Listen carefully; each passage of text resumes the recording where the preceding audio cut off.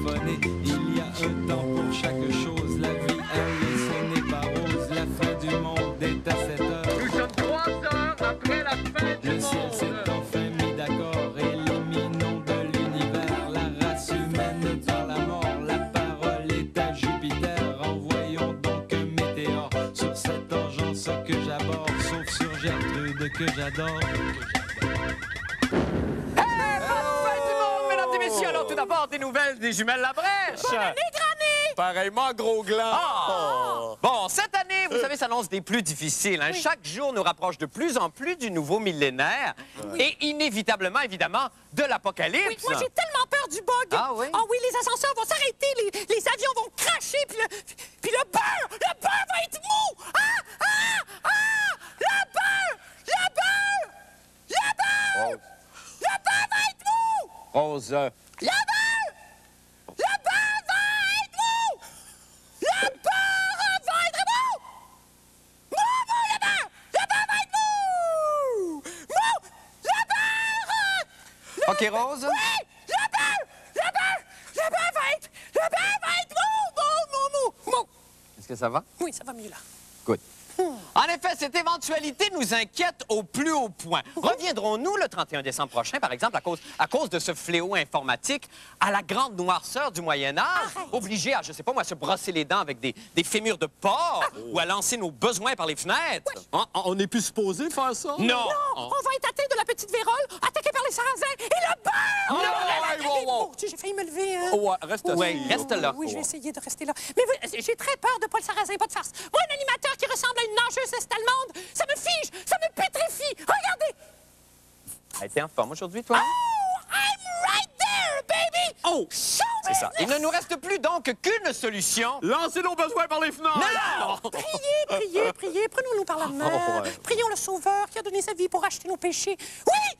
J'ai péché, j'ai menti, j'ai volé, j'ai commis l'adultère, puis voyez, il m'en manque un. Ouais. Ah, qu'est-ce que j'ai fait donc? Qu'est-ce que c'est? Ah oui, j'ai blasphémé le nom de Céline! Oh, oui! Mais grâce à son amour, j'ai trouvé la lumière. Voilà, pas dur à la Switch, juste à côté de la porte en rentrant. Mais pour continuer à prier, j'ai besoin de vos dons. Alors téléphonez-nous vos offrandes à notre numéro de ligne de prière qui apparaît en bas de l'écran.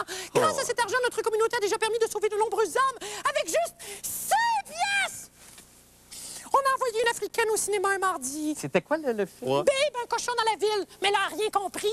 C'est parce qu'elle... Ben non, ben... parce qu'elle avait pas vu le premier. C'est ça. C'est ça. Nous avons aussi remis dans le droit chemin Lorraine Pagé en lui achetant des gants. Malheureusement, elle est allée voler la tuque qu'elle avait. Tiens! Oh! J'ai une apparition!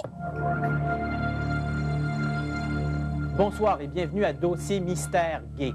Ce soir, la troublante histoire de James Edward Brighton, cet homme retrouvé le 12 octobre, nu et amnésique, en plein centre-ville de Montréal. Sans papier et tout nu dans Montréal, il ne sait rien de lui. Il passe 30 jours à l'hôpital général de Montréal où un troupeau de psychiatres tente de solutionner le mystère, sans succès. Il se souvient simplement d'être gay. James Edward est retrouvé, nourri et testé par des bénévoles de Gayline qui l'aident à retrouver qui il est et apprennent à mieux le connaître. C'était très facile à habiter avec lui comme un bon colocataire. Il a fait le ménage avec moi. Malheureusement pour lui, la police de la SPUM enquête et un reportage à l'émission Hard Copy du réseau américain Fox vient tout faire basculer. Suite à la validation de ces informations-là, on a procédé à l'arrestation de monsieur cette nuit à 2 heures du matin dans une résidence dont on ne donnera pas l'adresse étant donné qu'il était chez un bénévole. Le vrai nom de cet individu serait Matthew Honeycutt. Il se dit toujours amnésique, mais la police de la SPUM le dit plutôt schizophrène. Il aurait fait de faux papiers au nom de son frère et il est toujours certain, quoi qu'il advienne, d'être gay. Le cancer des testicules me préoccupe. Selon une étude ontarienne, cette forme de cancer est beaucoup plus fréquente chez les hommes de mon âge et le nombre de cas augmente sans cesse. Pourquoi? On essaie de trouver une explication pourquoi on a presque doublé la quantité de cancer du testicule qu'on remarque en Amérique du Nord. Et une des facteurs qui revient souvent dans nos recherches, c'est peut-être la pollution qui contribue à une augmentation du nombre de cancers du testicule qu'on voit chez les jeunes hommes. L'incidence a augmenté pendant les 30 dernières années. C'est exactement durant cette période-là qu'on a pollué notre environnement. Donc, on parle de polluants toxiques, de substances dangereuses déversées par les entreprises, déversées par les sites de déchets dangereux dans l'environnement. Ces substances-là s'évaporent, des fois sont brûlées, se retrouvent dans nos champs, sont mangées par des vaches, par des porcs, et on les achète dans le marché. C'est absolument pas fou de penser que la pollution pourrait avoir un impact non seulement sur la qualité du sperme, parce qu'on remarque depuis 30 ans que la qualité du sperme chez les jeunes hommes a diminué, mais peut-être en diminuant la qualité du sperme, il augmente le risque de développer un cancer. Pourquoi jeunes comme ça? On n'a pas d'explication pourquoi ça arrive vraiment chez les plus jeunes. Mais ce qu'on pense, c'est que peut-être c'est quelque chose qui s'est passé quand on était encore fœtus. Alors, autrement dit, ce qui est tragique maintenant à cause de la pollution de l'environnement, c'est que les jeunes enfants naissent avec des déficits potentiels qu'on va voir plus tard dans leur vie. Cette semaine, à les chauffeurs les plus pires au monde, nous avons surpris en Alabama un conducteur imprudent qui a risqué sa vie en stationnant son véhicule très loin du trottoir. Non mais quelle nouille! En Oregon cette fois, un autre conducteur imprudent a été surpris à conduire avec ses dents. Un autre a été surpris avec une collection de chapeaux sur son véhicule. Non mais quelle nouille! Au Wisconsin cette fois, un fermier a été surpris à conduire sa camionnette en attachant ses sacs de déchets. Non mais quelle nouille! En Californie, un chauffeur coq a été surpris en train de faire sécher ses doigts de pied au volant de son véhicule. Plus près de chez nous, dans la région de Victoriaville, un autre conducteur imprudent s'affairait à dîner pendant qu'il conduisait sur une grande artère. Un autre conducteur européen imprudent cette fois a quitté le poste d'essence en oubliant de refermer son capot. Non mais quelle nouille! Un autre conducteur imprudent, n'ayant pas compris le sens des lignes de stationnement, s'était stationné de travers et a risqué sa vie en sortant par la mauvaise porte et par la fenêtre. Non mais quelle nouille!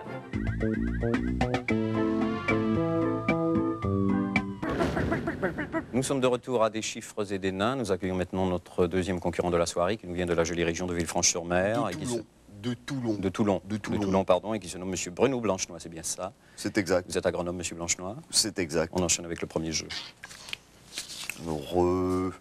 Chiffre. Chiffre, le 6. Chiffre. Chiffre, le 12. Nain. Nain, Paul Cagelet. Chiffre. Le chiffre, le 25. Chiffre. Chiffre toujours le 2. Chiffre. Chiffre, le 33. Nain. Nain, Hervé Vichez. Nain. Nain toujours, Toulouse-Lautrec. Chiffre. Chiffre, le 7. Chiffre. Chiffre toujours, le 11. Nain. Nain, Éric Lapointe. Et pour terminer, chiffre. Chiffre le dernier, le 10. Temps de réflexion.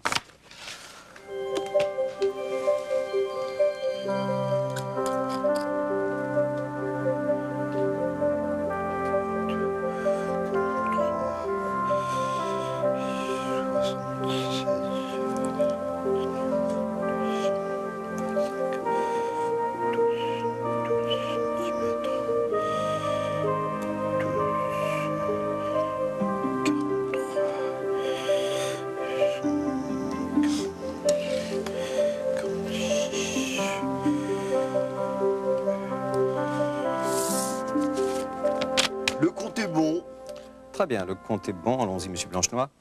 2317 et 75 cm. 75 cm.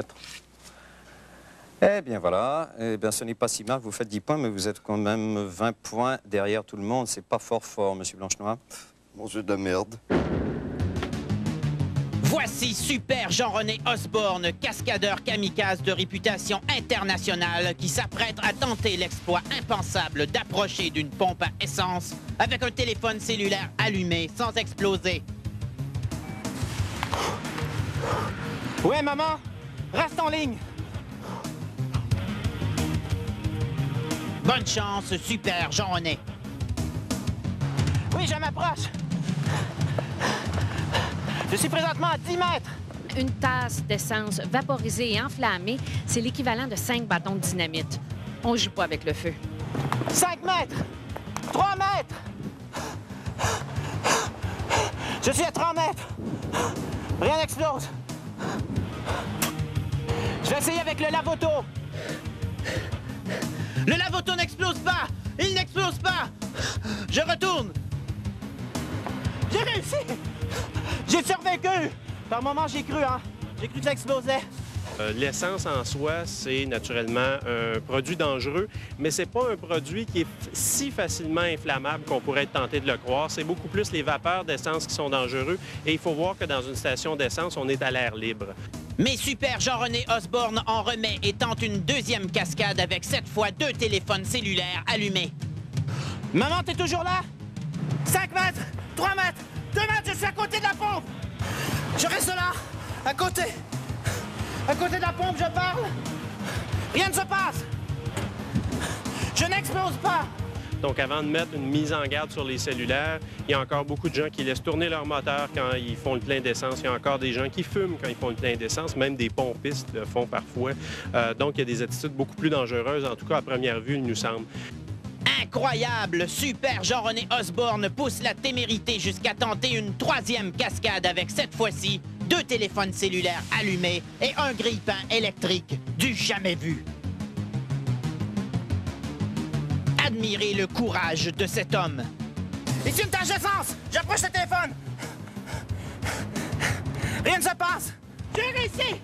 2 téléphones cellulaires et un grille-pain! J'ai survécu! L'Association internationale des transporteurs estime que les compagnies aériennes vont dépenser plus de 2 milliards de dollars cette année pour vous prouver qu'il n'y a pas de problème à être dans un avion le soir du 31 décembre prochain. Qu'ils envoient plutôt tout cet argent au Téléthon de la paralysie cérébrale, car aujourd'hui, la fin du monde vous prouve gratuitement qu'il n'y aura pas de problème à voler pour l'an 2000. Est-ce que vous pensez prendre l'avion le 31 décembre? Le soir du 31 décembre, non, pas du tout. Pourquoi? À cause du bug.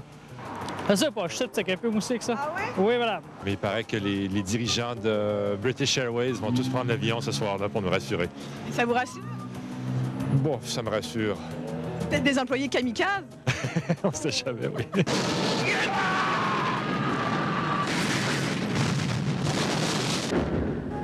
Faut le voir pour le croire!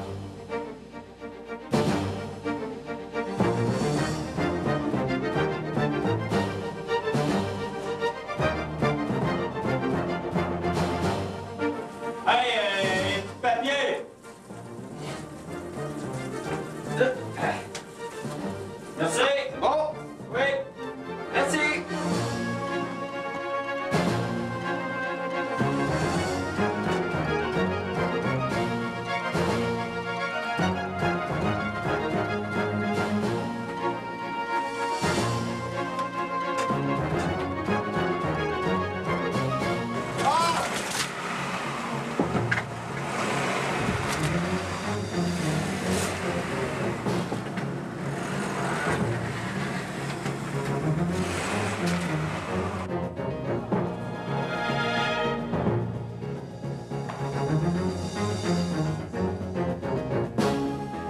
Faut le voir pour le croire!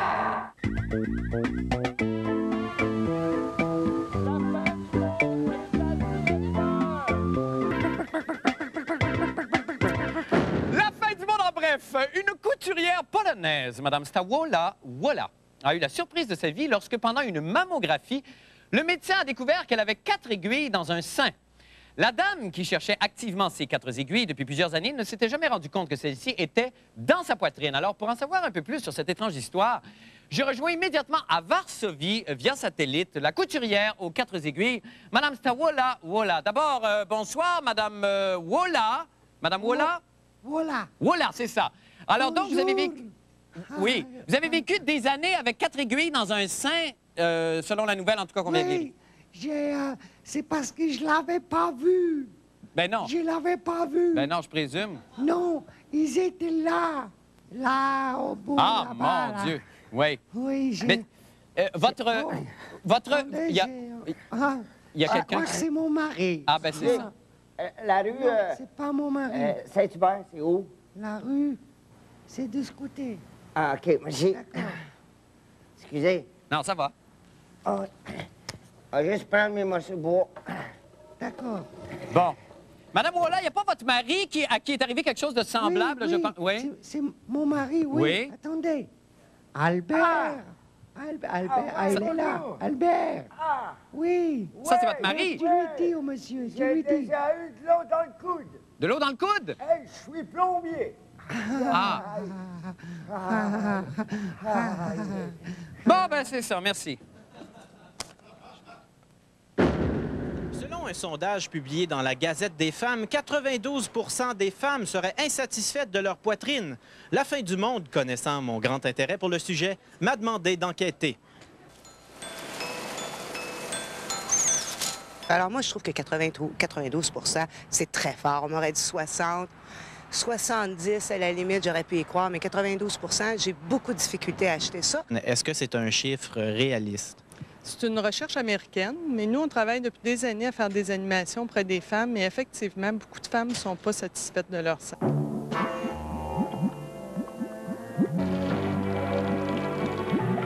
Quelle est la question? Je voulais savoir si vous êtes satisfaite de votre poitrine. Je ne réponds jamais sans la présence de mon avocat. Non? Non. Je vous demande si vous êtes satisfaite de votre poitrine. Oui, pas seulement moi, tous ceux qui peuvent l'admirer aussi. Oui? Oui. J'aimerais savoir, est-ce que tu es satisfaite de ta poitrine?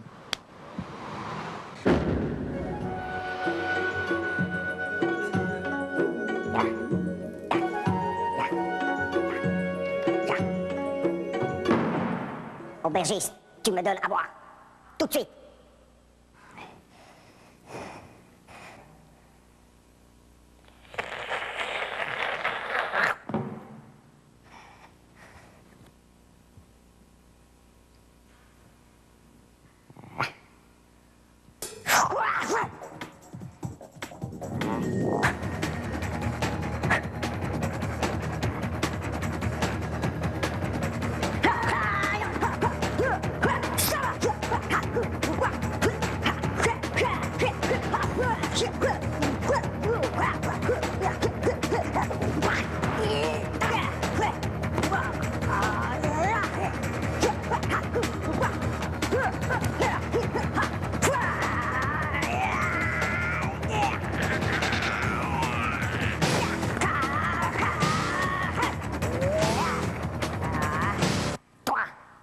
Tu dis à ton patron, la prochaine fois, je vous découpe en saucisson.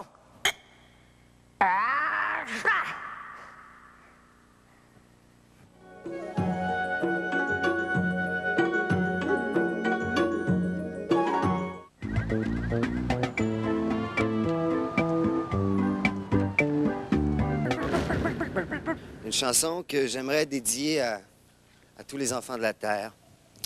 Musique.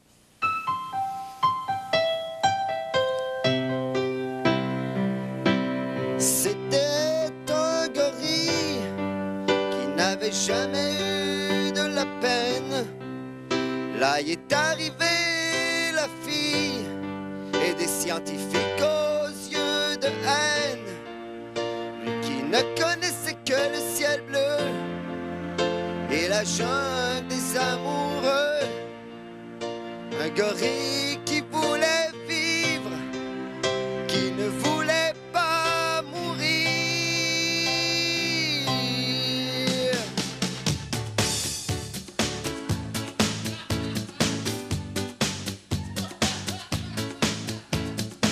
Je suis en amour, j'ai confiance en moi, je regarde autour.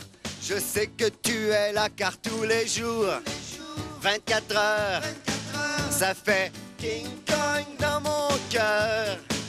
Oui, tous les jours, 24 heures, ça fait King Kong dans mon cœur.